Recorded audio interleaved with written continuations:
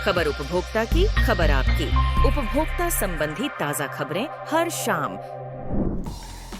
एक रिपोर्ट के अनुसार कर्नाटक में बेची जाने वाली लगभग 22% पानीपुरी एफएसएसएआई के सुरक्षा मानकों को पूरा करने में असफल रही है।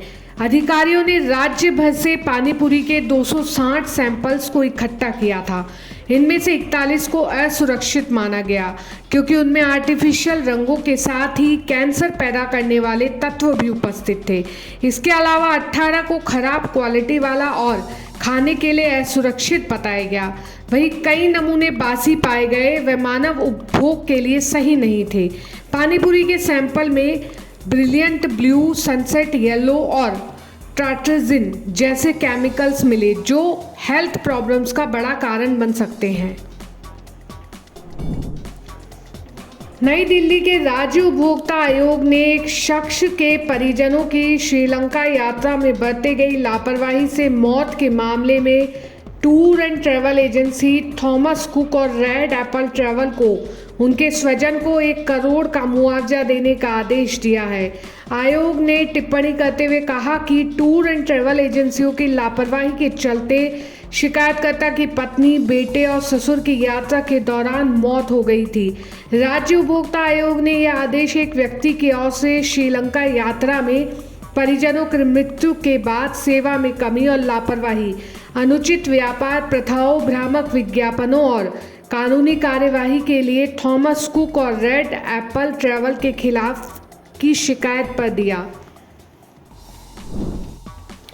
राज्य उपभोक्ता विवाद निवारण आयोग ने एयरटेल को सेना के एक जवान को मुआवजा देने के आदेश दिए हैं जिसे 2017 में बैंक धोखाधड़ी से 2.87 लाख खो दिए थे। सेना के जवान के साथ ये फ्रॉड सिम स्वैप करके किया गया था और एयरटेल इसे रोकने में नाकाम रहा था। एक ही समय पर एक ही नंबर के 2 सिम कार्ड एक्टिव हुए थे।